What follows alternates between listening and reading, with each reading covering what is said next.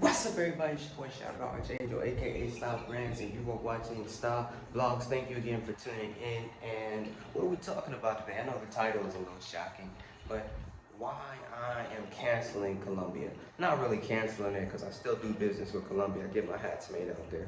But why I won't be going back for pleasure no time soon. Let's get into it. So, I wanted to talk about this. Everyone has been getting up on Colombia because of everyone else talking about it, the Black Manosphere. Everybody's talking about Colombia, Colombia, Colombia. But once the secret gets out, usually it gets ruined. It's officially ruined. So I was going to Colombia before it became this big old known secret and big old known thing for business because the dollar goes farther. That's no longer a secret. That's no longer anything to keep under wraps. But there are other places in the world where your dollar goes just as far. And if you're a businessman, it's not actually just the best place to get materials, goods, or anything made or sourced. You can get, there's other places. What's my issue with Colombia? Colombia, to me, is too informal, even at the official level. It's too informal, even at the official level. You pay people to do things, and there's this lack of urgency in once you pay them for them to do the thing and to complete it. And this is from the lawyers to the officials to the normal population. And what's really making me get so deeply into this topic is that country literally almost destroyed everything I had going on. Literally. And this is the story. So I was working in Colombia getting these hats made and getting it shipped off to the warehouses out in the USA. Time was up, visa was over with, I bought my ticket to leave and go back home. Flight canceled. Flight canceled, and the next flight that I could get was 2 days after my visa expired. I reached out to some professionals that a friend put me on to. These professionals were kind of just like, yeah, it's gonna be all right, it's cool, show me the ticket, show me everything, boom, boom, boom. Showed them all that stuff. They never gave me any information like I was gonna have a problem. They never gave me any warning or anything until the very few days before saying that, oh yeah, you might have a problem. What? So, all that being said, I finally get ready to leave. I start packing up, things like that. The landlord sold or rented out the place I was renting way before the day that I paid for. I paid for the 15th.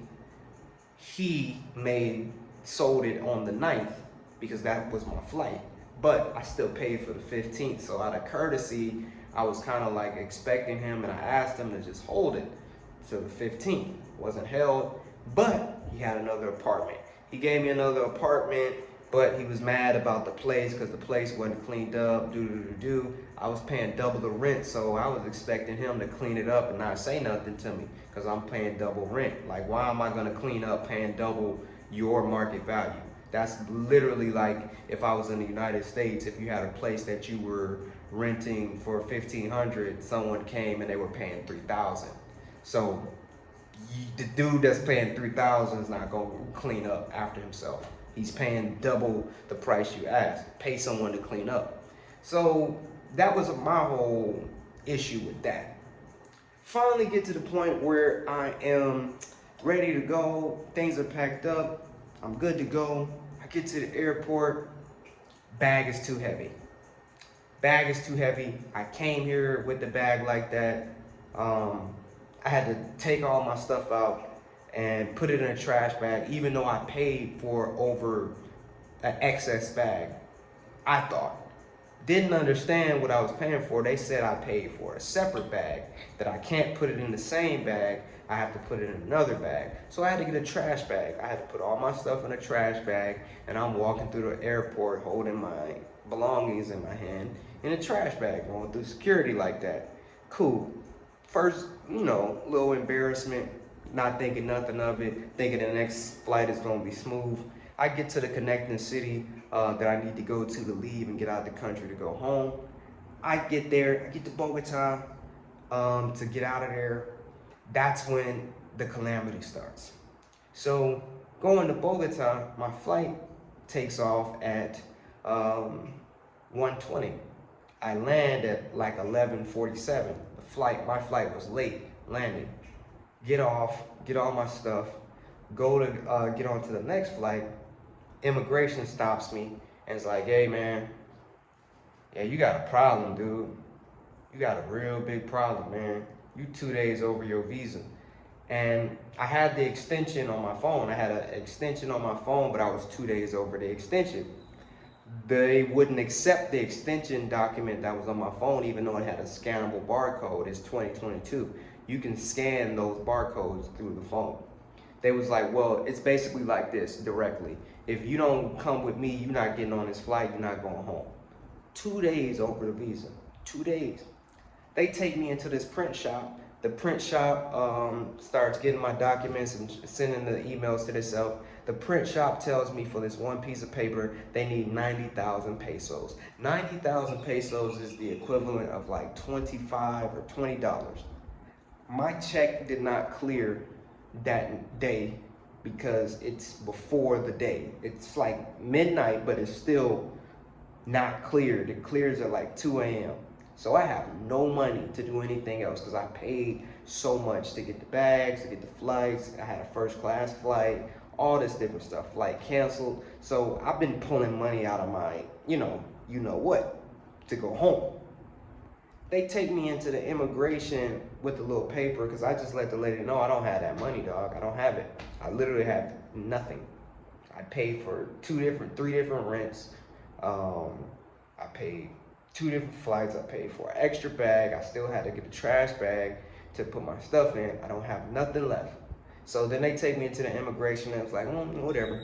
Take me into the immigration, get my information, most likely to bill me later, which they could have just did that through my ID and just built me through the system.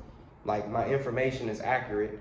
So I could have just confirmed the information and sent me on my way because they did that in Dominican Republic. I stayed a little bit longer than my visa in Dominican Republic. It's just a little fee and then you leave.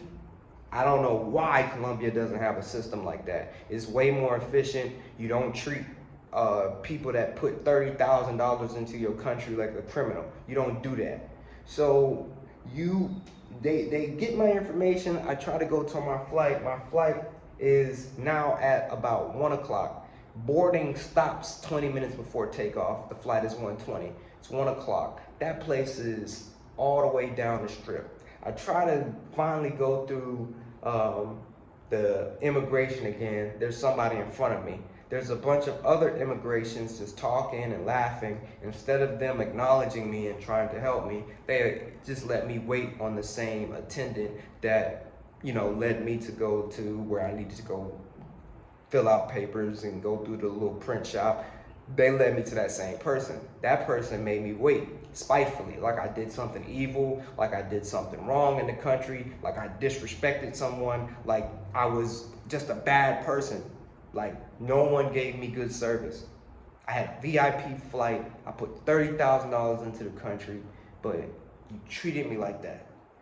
Finally get through immigration. They finally let me through. Security stops me. I got Versace. I got some very, very old Versace shoes on. They have gold metal things on the shoes. I know in the airport, take the shoes off. Took my shoes off. I have gold glasses on. They are flaring off because of the glasses. Boom, take the glasses off. Then finally get through, they sit me down, they start to warn me. They know my flight. They all know my flight is imminent. I'm going through this, I didn't yell, I didn't get mad, I didn't cuss no one else out, I didn't get all scared and panicky. I accepted my fate. Finally get through the security. The police stops me. This man, without asking my permission, without doing anything, picks my hand up like I'm a child, like I'm a little kid, and starts looking at my hands. Most likely for some kind of like residue or drug residue or something like that, right? Because I guess you can assume that I'm a narco because I have Versace shoes on and gold glasses. Not that I'm a businessman that sells his product and markets himself every single day and goes hard for his business. No, I'm a narco. So he picks my hand up without asking my permission, without anything, looking at my hands. And I asked him, like, what are you doing this for? Because I'm black. And he's like, no, senor, and lets me go. I finally get to the thing, I finally get to going to the flight. The lady comes out from the airline that I bought the, VIP first class flight from, and she's like, yeah, you missed your flight, right? That flight's over. That flight is board and it's done. And I assumed that I accepted my fate, right? Accepted my fate, and mind you, I have contracts that I have to honor. And that was why I got that 1 a.m. flight, so I can get on the 1 a.m. flight, go back home, honor my contracts, right? Couldn't do any of that. They told me the next flight is not until 10 a.m. That's not gonna work because my contract, I need to honor it, is at like 2 a.m. And if I get on a 10 a.m. flight and it won't get there until 11, 12, and my place is like a couple hours away, I won't be able to get set up in time to meet my obligations. Nobody cares, nobody accommodated me, and my bag already went onto the plane that I missed. My bag already went on the plane that I missed. So, with all of that, mind you, I didn't go off. You know how most people will be panicking and yelling at people and losing their mind, and I'm an American and you can't do this. I didn't do any of that. Accepted my fate. But the biggest hurt for me is I didn't go over there exploiting their country for just physical, tourism like most people do. I went over there with industry. I went over there putting money into people's hands. I went over there giving people opportunities constantly. And your country treated me like that? And then you seen the type of flight I had. It was a first class VIP flight. And you treated me like that? Dude. They'll be lucky, dude, if I ever decide to go back there. Because I know I spent money with these people. Good money. And their money too. It's really good money. And all that just to say, everything ended up working out. I'm back good. I'm very, very financially set back. It's cool. It's life. But for someone to treat you like that and you spent that much money with them and you didn't exploit them like how other people exploited them, you give everybody fair prices, you paid the double tax that everyone put on you, you paid the cost that everyone overcharged you for, and they still treated you like that. I can't tolerate that level of contempt towards me, because that situation, if you were in it, that was a situation of contempt for me. For me. That's what it felt like. And that's all I can go off of. It's like, you must have some sort of contempt for me. For whatever I look like, whatever image I gave you, you had a contempt for me. Because never heard anyone going through that. I've never been through that. And I probably am not going back anytime soon. For you all that's just going there to take advantage of the women and have fun with that. But for me, I was trying to build something. And that's not a place I want to build anymore. So that's why that place is canceled as far as that goes. And what's your experience in Colombia? Do you like it? Have you ever had a bad experience? Is it all good? Was it all fun and games? And there are some details I left out, but I don't want to make this video too long. But thank you again for watching STAA vlogs. This is the Type 0. It's out now. I really need you to buy some Type 0s now. And the playlist for Act Right is in the description below. Please support me. Your boy is gonna bounce back. And we're out.